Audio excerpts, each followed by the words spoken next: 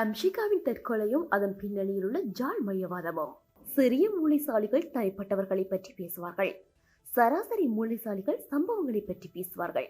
சிறந்த மூளைசாலிகள் புதிய தீர்வுகளை பற்றி பேசுவார்கள்.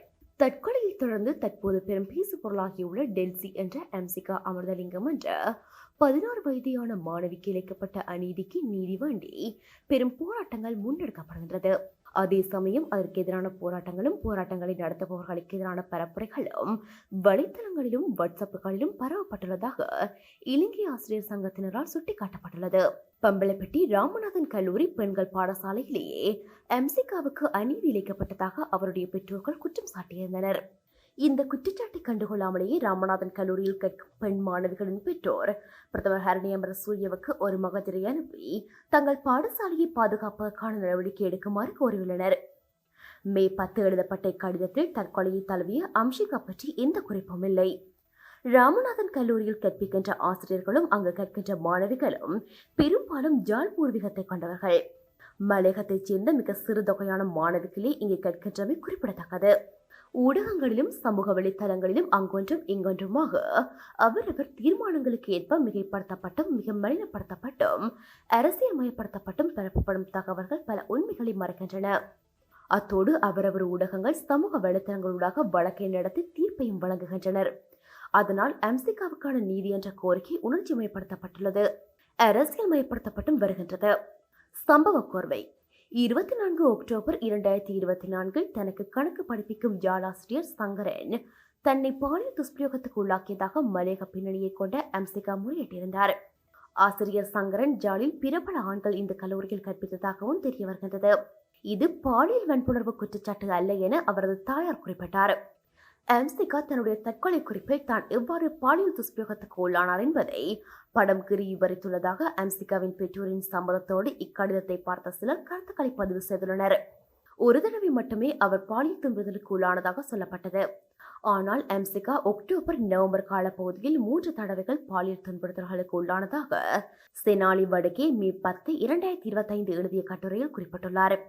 நவம்பர் 2024 மாணவி அம்சிகா பாலியல் துஷ்பிரயோகம் நடந்தவுடன் அதனை யாருக்கும் வெளிப்படுத்தும் மனநிலையில் இருக்காததால் இச்சம்பவத்தை உடனடியாக யாருக்கும் வெளிப்படுத்தவில்லை என தகவல்கள் தெரிவிக்கின்றது.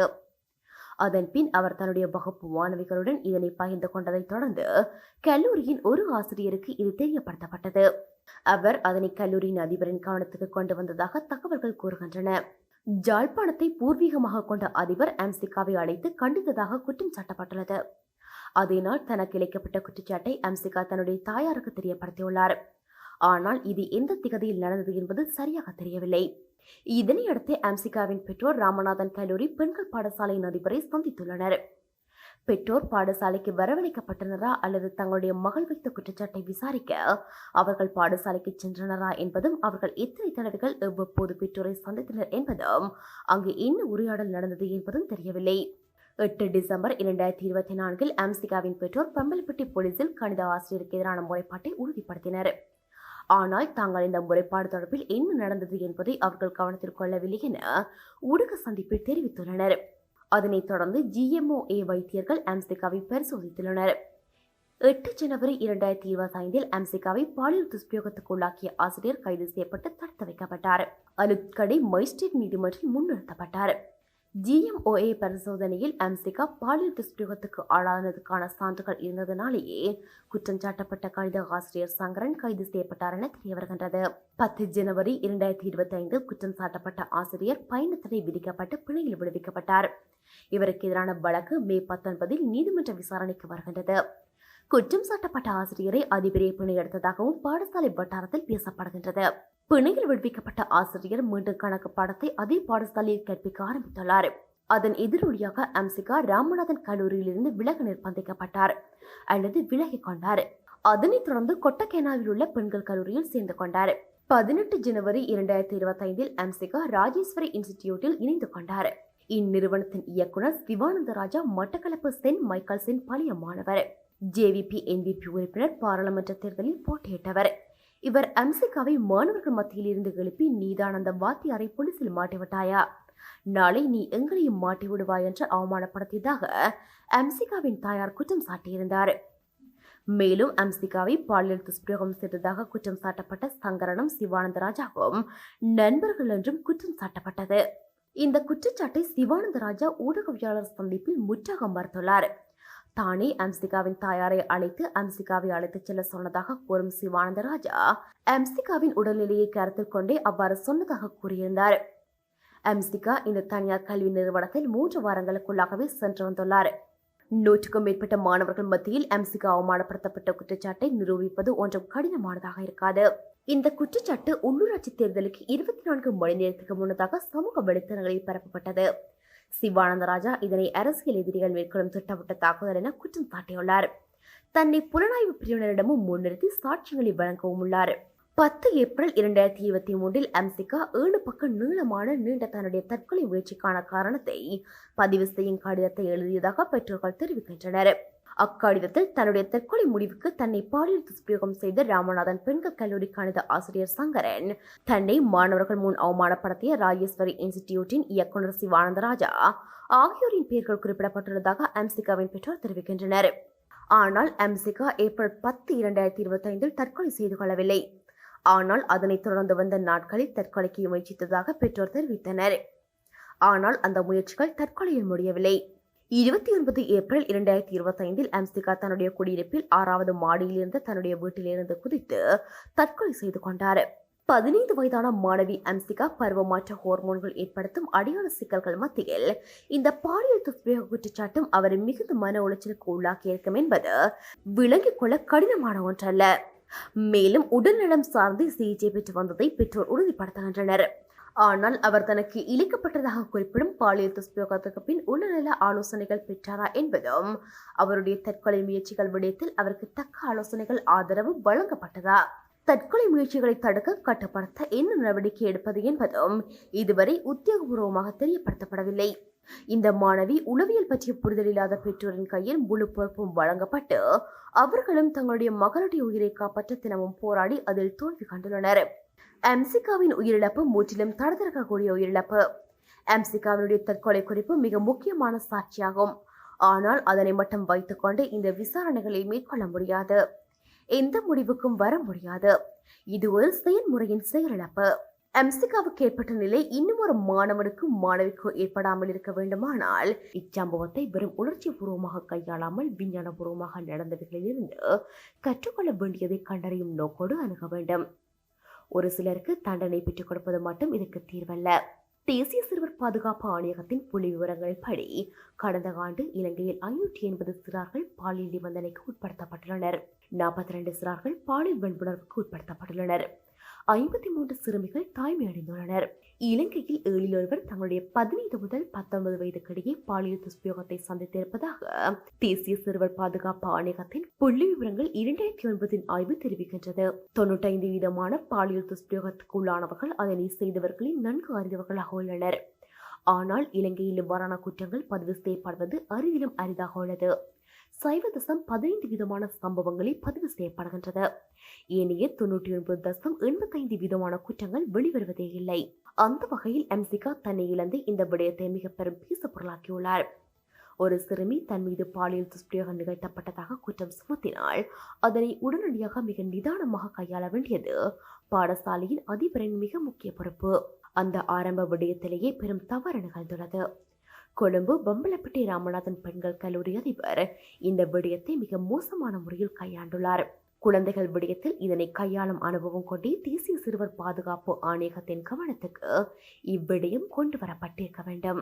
பாலியல் துஷ்பிரயோகம் நிகழ்ந்ததோ இல்லையோ என்ற விசாரணைகளை தேசிய சிறுவர் பாதுகாப்பு ஆணையகத்தின் துணையோடு தான் அணுகியிருக்க வேண்டும்.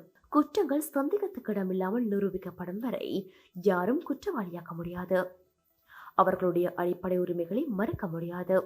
ஆனால் இது ஒரு பாரிய குற்றச்சாட்டாக இருப்பதால் குற்றம் சாட்டப்பட்ட சங்கரன் ஆசிரியர் நீதிமன்ற தீர்ப்பு வரும் வரை சம்பளத்துடன் கூடிய பணி இடைநீக்கம் செய்யப்பட்டு மாணவிக்கு மேலும் உளவியல் பாதிப்பு ஏற்படாமல் இருக்கும் வகையில் செயற்பட்டிருக்க வேண்டும். மேலும் இது ஏனைய மாணவிகளுடைய பாதுகாப்புடனும் சம்பந்தப்பட்ட விடயம். மேலும் சம்பந்தப்பட்ட மாணவிக்கு தொடர்ச்சியான உளவள ஆறுதல் அளிக்கப்பட்டு உளவள மருத்துவ ஆலோசனைகள் பரிந்துரைக்கப்பட்டு ஒரு உளவியல் மருத்துவ கண்காணிப்பு ஏற்பாடு செய்யப்பட்டிருக்க வேண்டும். அம்சிகா சில தடவைகள் தற்கொலைக்கு முயற்சித்திருப்பதால் இது மிகவும் அவசியமானது. ராஜேஸ்வரி இன்ஸ்டிடியூட்டின் நிறுவனர் சிவானந்த ராஜா உள்ளூராட்சி தேர்தலுக்கு முன்னதாக இதற்குள் இழுத்து விடப்பட்டுள்ளார்.